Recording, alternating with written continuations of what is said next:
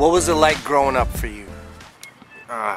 Growing up, there's a lot of stories growing up. I guess you could say it was alright. Like, you know what I'm saying? When you come from the hood, you don't really look at it like you're from the hood. It's just like it's your home. If you put somebody else from that wasn't from the hood and you put them into the hood, they'll be like, oh man, I can't believe I'm here. What am I gonna do with my life? Da da da da. They'll be shaking it rough, right? But you know, the hood was always a little bit crazy. Shootouts here and there, fights, things escalate, turn into bigger things. There's a lot of people that ain't here to witness what we're doing nowadays. Like to say rest in peace to all my fallen soldiers that are out there. What was one of your best childhood memories? Best childhood memory. Nobody really asked me that before. I have to take a minute to think about this one. To tell you the truth, I don't know. I'd have to really actually think about that one. Let's put it this way. There's a lot of times I would think that something is going good, and then maybe a little way down the road, everything will mess up. So I can't really say that anything that I can think of right now for a good childhood. Maybe when I got my first bike, my first 10-speeder, that I was looking forward to that. But other than that, can't really think of nothing else. I'm from Nova Scotia originally, and everybody that comes from Nova Scotia, they always say it. You're either pimps, drug dealers, or drug addicts, or if you're a girl, you're either a hoe or a crack whore. I'm trying to say, so a lot of the family that I grew up around with, like people that were there supposed to raise me, I'm not gonna say her name, but my aunt that I lived with for a little while, she used to smoke dope, and it'd be like to bring a girl over and bring her to my house, and she'd be sitting there, and my aunt would still pull up the dope and still smoke it in front of her. I'm trying to say, I remember one time, because growing up I never really had too much of a family. I was always in group homes, foster homes, here and there, jail, whatever. And I actually met the dad side of my family when I was 16. It's a funny story actually. He died in November, and then 2 months after that, in January, that's when I finally met my dad's side of my family. So long story short is I met one of my cousins, the same aunt's son that I was talking about. And you know, I was hyped to have a cousin. I was like, yeah, you know what, you're my family, don't know I got you no matter what. And these are the days when I was hustling, so you know what I'm saying, I had money, I had my own spot. This nigga just came out of jail. He didn't have nothing, he didn't have no clothes, he didn't have nothing. So I'm like, you know what, you're my family, you're my nigga, you're my brother, it doesn't matter what you are. It could be my cousin, my brother, my dad, I'm gonna still treat you the same. So I brought the dude to my house, I bought him clothes, bought him a bed, bought him food, bought him whatever he needed, right? So, and in the beginning, I would always think that this guy moves really fishy. Like there'd be certain things that he would do that made me think. But where I'm from, it's like you can't come to a man in a certain aspect, as in a disrespect, and not expect something. So in my head, I was thinking, yo, this guy's a bucket. You know what I'm trying to say, but if I was to go to any random dude and say, yo, are you a bucket? And he's not a bucket, that's a fight. I'm trying to say, and plus with my cousin, I'm not even trying to go through all that. So I'm like, whatever. If he's a bucket, I'll find out eventually. If he's not a bucket, then it just saved my mouth. You know what I'm trying to say? So what it comes down to is, I brought the nigga to my house, fed him, bought him clothes, spent like 2 G's on this nigga. And the nigga would always be out there hustling with me. And I didn't know he smoked. I thought he smoked, but I'm not gonna be like, you're a crackhead. I'm trying to say, so one night, I was actually sleeping, and I lived in the basement of a townhouse, so it was kind of like anybody could walk in anytime. There was no locks, and so I'm not gonna leave my stuff hanging around for anybody to come in and see my stuff. So I hid it, but I wasn't really hiding it from him. I'm saying, come on, like I don't have to worry about nothing. I'm gonna hide my shit. It's there, mom. You don't know. So I'm sleeping. Now I wake up in the morning. He's gone. And there was 2 bags of dope. I found 1 bag of dope on my tools. It was like 2 grams. And the night before that, I read up on the Cuban. It was 7 grams in Cuban. Bomb. I wake up, there's 1 bag there. So I'm thinking to myself, KO, I was drunk last night. Yeah, I was drinking the night before. So I'm like, you know what? Maybe I misplaced it. It didn't even come to my head to think of anything that maybe my cousin took it or something. I'm trying to say. So I put it down.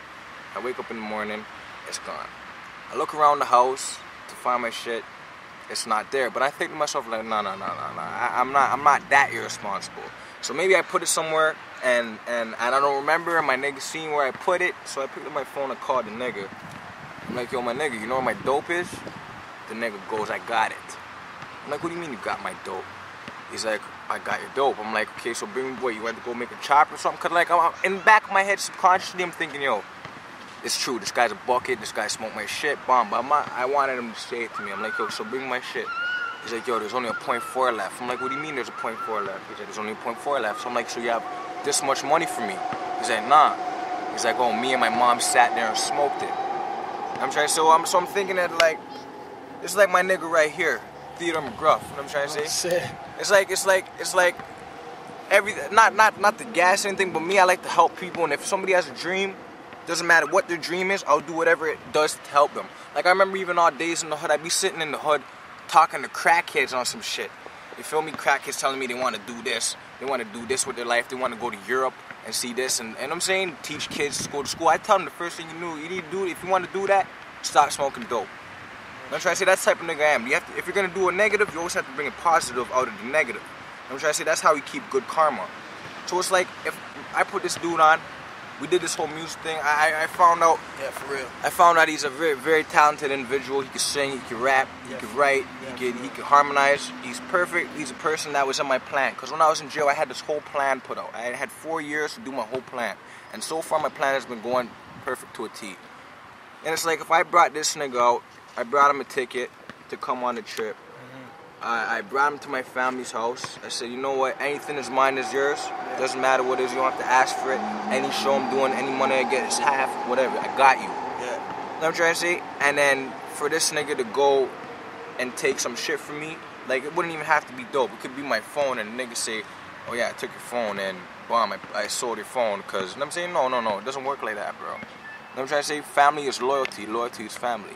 Yeah. That's the only way it is. I don't care if it's blood. I don't care if it's friend. If you call that your family, you're supposed to be loyal to that motherfucker no matter what it is. You know what I'm trying to say, and that's what it is. After that, like, me and this nigga, we used to roll every day. You know what I'm trying to say, like, this nigga came out of jail. Like, if you looked at this dude, you would never think he smokes crack. You know what I'm trying to say, you think he was in the hood and the gutter doing his thing. You know what I'm saying, the nigga's all a rapper right now, trying to do his rap shit. I ain't hating on the nigga, but you know what I'm saying, I don't forget that shit. I'm saying, and yeah, whatever I'm saying on camera, but for real shit, I don't forget that shit. So that nigga that's watching this right now knows what it is. It hurt me, my nigga, but it's whatever, my nigga. You know what I'm saying? We out here on some different shit. So that's soft. You do your thing, you do your thing. That's not my business. But you won't see me put myself in that situation again for you to snake me. I'm just talking to you right now. If you see this, you know I'm talking to you. But anyways, that's pretty much it on that story. That's just one of the couple stories I got. And you know what I'm saying? You got any shout-outs? Theodore McGruff, get that. Yeah, I got shout-outs. Shout-outs to my mom, Dukes, Muriel. Mom, I love you. Shout-out to my pops, Michael, I love you. Alright? Guys, we're gonna get this right. 7 Capri, East Small Flats. All you guys, baby. Rexdale, Jane and Finch, Lawrence and Black Creek, Weston Road, everybody, Scarborough. We in Van City, son. Van City. North Van, East Van, Commercial Drive, everywhere, all these guys. Thank you for the love and support that you've given us. We came here with nothing, almost nothing on our backs, just our clothes, and you guys are so nice. You guys give us smokes, you treat us like family, and you know, that's what we're gonna do for you, and that's what we do with this music. We're gonna give you family. That's all we can do. Show love. Theodore McGruff, Juvi Dizzle, your boy Black Creek. What up? First of all, shout out to my big bro Butch. Shout out to JJ. Shout out to Pablo. I see you, my nigga. You just came home. You done no keys. I see you, my nigga. Everybody else in the hood. Black Creek 111, East Small. Don't know. All my family. Don't know. Rest in peace to Corinna, my sister. Died a couple months ago. Yeah, rest in peace, Rest in peace, Ephraim Brown. My little brother died a year ago. Baby. 2 years ago, actually. You know what I'm saying? And we just out here to get it in. Juvi Dizzle, holla. Yeah, rest in peace also to Z Burner. You don't know Z Burner, Reds, Adrian. You don't know Mr. Bannerman. You don't know all the man them Pony. Rest in peace, my boy. Rest in peace. You don't know Capo, Ave. You don't know all you guys. You don't know everybody. All love. Rest in peace. Don't know. Theodore McGruff. Yeah.